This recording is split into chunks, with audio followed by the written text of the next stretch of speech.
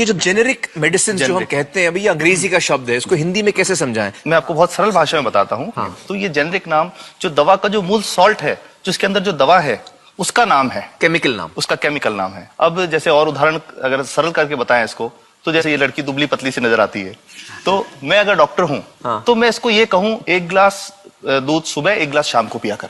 पर चिकित्सा के व्यवसाय में दुर्भाग्य से हमारे देश में ऐसा नहीं हो रहा।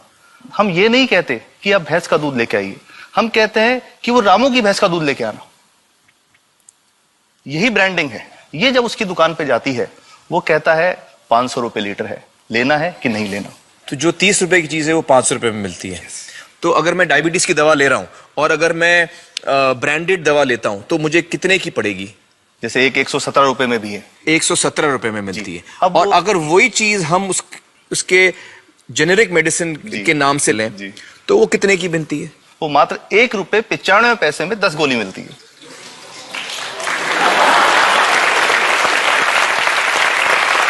और दोनों गोलियों में कोई फर्क नहीं है किसी किस्म का? 100% समान, क्योंकि इसकी उत्पादन लागत ही इतनी है। उसका manufacturing, packaging, transport, retail margin, जो उसके मार्जिन जो हैं, जो हमारे ज्यादा वो सब मिला करके उतने की ही पड़ती है। कुछ कैंसर के मैं आपको उदाहरण दूंगा, उसमें एक ही दवा जो ब्लड कैंसर के काम में आती है, बाजार में 1.25 लाख रुपए का एक पैकेट मिलता है। 1.25 लाख का एक पैकेट जो 1 महीने चलता है। और जेनरिक में वही दवा जेनरिक में अलग अलग कंपनीज जो बनाती हैं, एक 10,200 में बेचती है, एक 8,800 में बेचती है और एक 6,500 में बेचती है। मतलब ये आपका ये कहना है कि आपके ये प्रयास से इतने कम में राजस्थान में पब्लिक को, आवाम को ये दवाएं पहुंचा रहे हैं आप इस वक्त? जी, क्या बात है। मेरा ये सवाल है कि डॉक्टर्स जो हैं वो हमारे पर्ची पर जेनेरिक नाम क्यों नहीं लिख के देते? क्यों लिखते हैं वो ब्रांडेड? जाने नहीं देंगे बाहर फिर?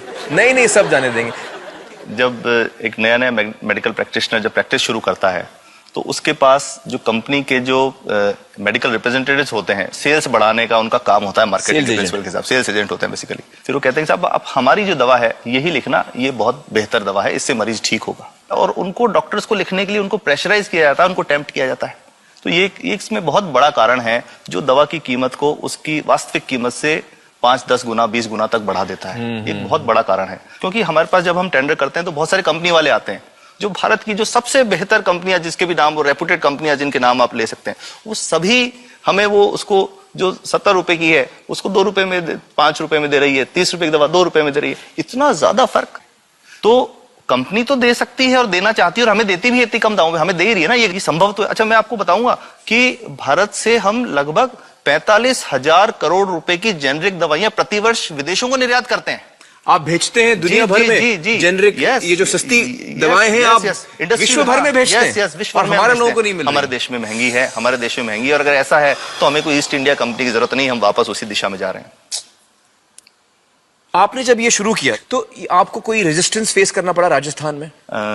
देखिए, जो प्रयास हम कर रहे हैं ये बेसिकली धारा के विपरीत बहने का एक प्रयास है जी। काफी थ्रेट्स भी हैं, क्योंकि इसमें माफियाज भी हैं, ड्रग माफियाज जो ऑपरेट करते हैं। और हम हमेशा ये बात कहते हैं कि हम 100 साल से भी पुरानी शोषण की व्यवस्था को बदलना चाहते हैं, पर हमने हमेशा डॉक्टर्स को दोषी नहीं माना। सारे डॉक्टर्स बुरे नहीं है। 50-60% तो जेन्युइनली वो चाहेंगे कि गरीबों को कम कीमत पे दवा मिल जाए, वो चाहेंगे। और आज भी ऐसे डॉक्टर्स हैं जो अपने घर से सैंपल्स ला करके अपने जेब से पैसे निकाल के मरीज का इलाज कराते हैं। ऐसे डॉक्टर्स आज भी हैं। बिल्कुल सही। तो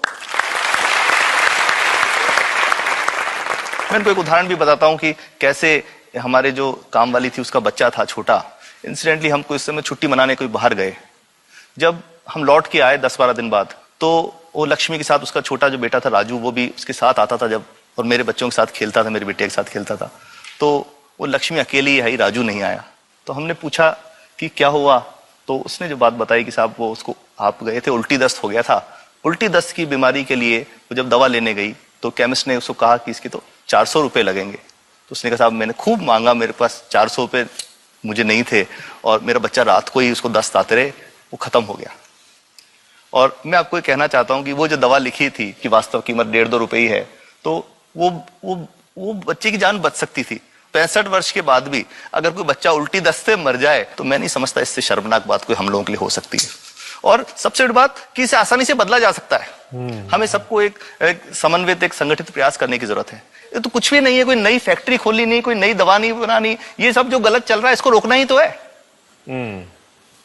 तो दोस्तों, डॉक्टर समित की बातों से हमें यह पता चला है कि दवाइयों का जो कॉस्ट होता है, जो उनको बनाने का खर्च होता है, वो बहुत ही कम होता है और हमें इन कम दामों में ये दवाइयां मिल सकती हैं अगर हमारी राज्य सरकार जेनेरिक मेडिसिन की दुकानें खोले, जैसे राजस्थान सरकार ने किया है और जिसके लिए हम उन्हें सलाम करते हैं।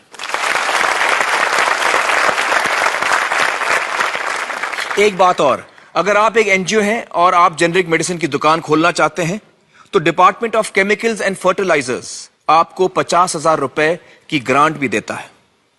डॉक्टर समित, आपने बहुत ही बेहतरीन काम किया है और इस बहुत ही अहम मुद्दे पर रोशनी डालकर हमारी आंखें खोल दी हैं और हमारी दुआ यह है कि जो काम आपने राजस्थान में शुरू किया है वो हर राज्य में फैले, देश के कोने कोने में फैले। बहुत बहुत शुक्रिया हमारे साथ बातचीत करने का doctor Samit, thank you so much.